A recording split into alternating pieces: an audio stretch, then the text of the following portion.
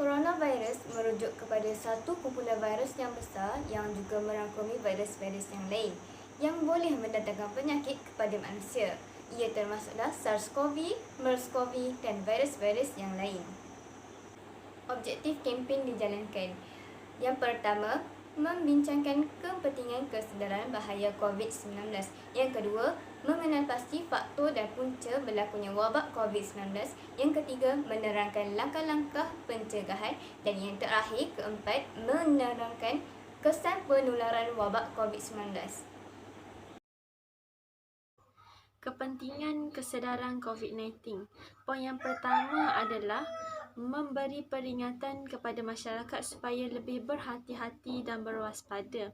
Hal ini kerana ia adalah penting bagi mencegah penularan wabak COVID-19 daripada terus berleluasa kepada individu, masyarakat dan juga negara. Lebih-lebih lagi kepada golongan yang berisiko tinggi yang mempunyai penyakit kronik seperti warga emas. Mereka haruslah mengelakkan diri daripada tempat-tempat yang berkumpul seperti shopping kompleks, majlis-majlis dan sebagainya. Poin yang kedua adalah memberi kesedaran kepada masyarakat tentang bahayanya COVID-19. COVID-19 ia tidak dapat lihat dengan mata kasar, tetapi simptom-simptomnya dapat kita lihat di tubuh badan kita seperti demam, batuk kering, sesak nafas, sakit di bahagian dada dan sebagainya.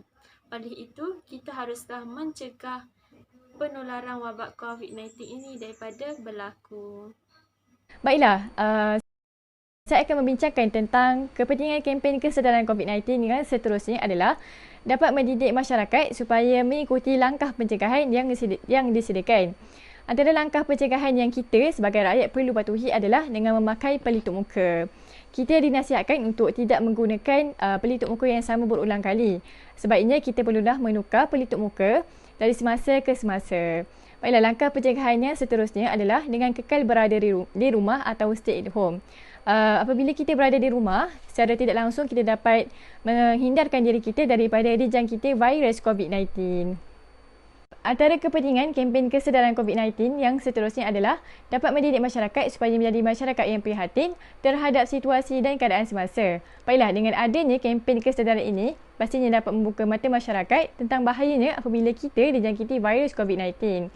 Okay, antara kempen yang telah diadakan oleh kerajaan yang seperti dari Harian Metro, iaitu Kementerian Komunikasi dan Multimedia telah menganjurkan satu pertandingan, iaitu pertandingan membuat logo dan tagline kempen kesedaran COVID-19.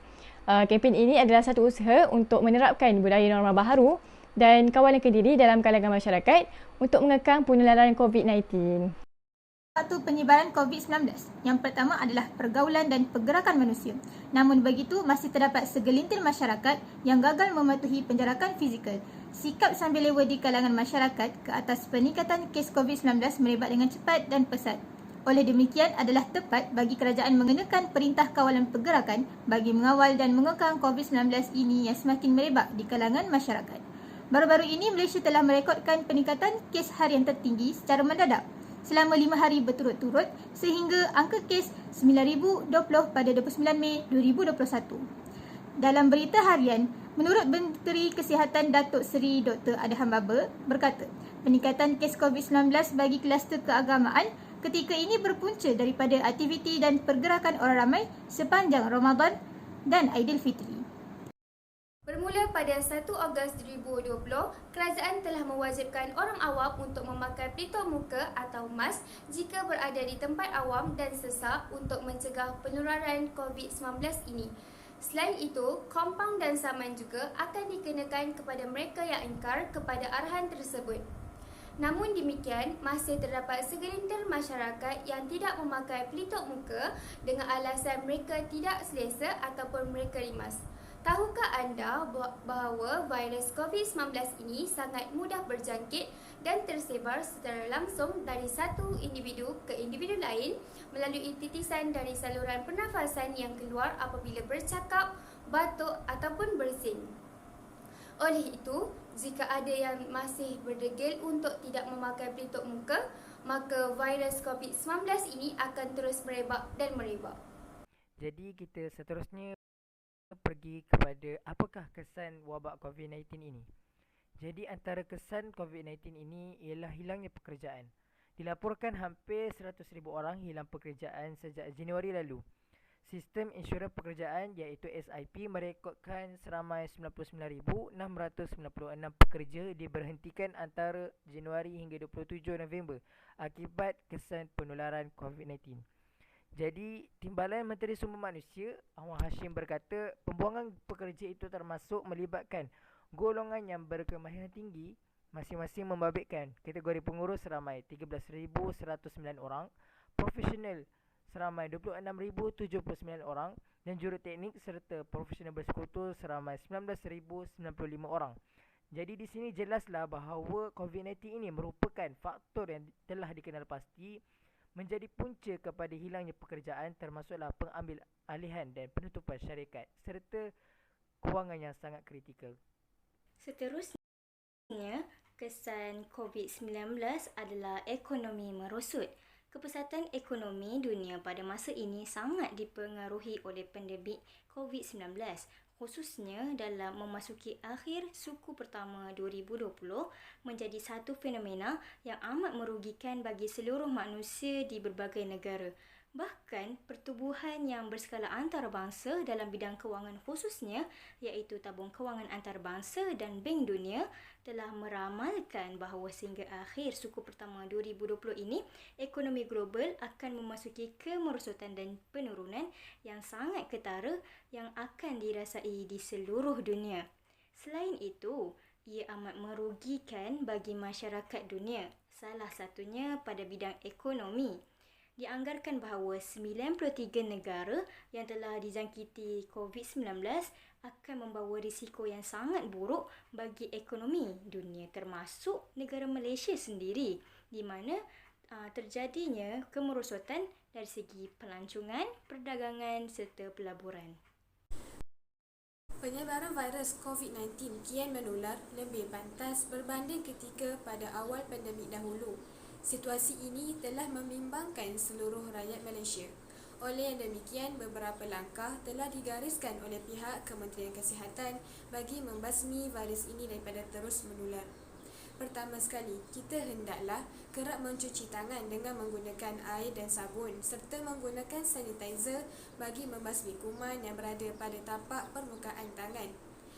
Seterusnya, pakai pelitup muka dengan betul dan kemas serta menutupi bahagian hidung, mulut dan juga dagu apabila hendak keluar daripada rumah. Apabila batuk dan bersin, tutup mulut dan hidung dengan menggunakan tisu atau kain yang bersih. Lakukan penjarakan fizikal dengan parameter 1 meter apabila berada pada kelompok komuniti. Akhir sekali, segera dapatkan rawatan di hospital atau klinik berdekatan sekiranya mengalami gejala jangkitan seperti selsema, batuk dan juga sakit tekak. Perkara-perkara yang sepatutnya dielakkan semasa pandemik COVID-19 iaitu 3S. 3S yang pertama ialah kawasan sempit dan tertutup. Kawasan sempit dan tertutup membolehkan penyebaran COVID-19 itu berlaku dengan sangat cepat dan pantas. Tempat sempit dan tertutup seperti lift adalah kawasan yang sepatutnya kita elakkan. Namun, penggunaan lift semasa pandemik COVID-19 ini masih dibenarkan sekiranya kita dapat mematuhi penjarakan yang sepatutnya. 3S yang kedua pula ialah tempat sesak. Kesesakan ramai orang yang tidak diketahui sama ada mereka positif ataupun negatif adalah mampu menyebarkan COVID-19 kepada lebih ramai individu di luar. Dan 3S yang terakhir pula ialah sembang dekat-dekat. Penyebaran COVID-19 itu boleh berlaku melalui penyebaran air liur, persentuhan dan udara. Tidak mustahil apabila kita bersembang dekat-dekat, udara dan persentuhan ini dapat dielakkan. Oleh itu, mari kita bersama-sama mengelakkan 3S. Dapat disimpulkan di sini bahawa wabak COVID-19 ini telah memberi kesan dan impak yang negatif kepada masyarakat dan negara. Justru itu, saya menyeru kepada semua masyarakat untuk mematuhi arahan pihak berkuasa dan sentiasa menjaga keselamatan diri dengan mematuhi SOP yang disediakan. Walaupun kehidupan normal baharu yang kita hadapi ini janggal, namun kita haruslah bekerjasama untuk mengatasi pandemik ini dengan sebaik mungkin. Seterusnya, hanya keluar rumah apabila ada keperluan sahaja. Sama-sama kita putuskan rangkaian COVID-19 ini. Ingat, kita belum menang. Kita jaga kita. Sekian, terima kasih.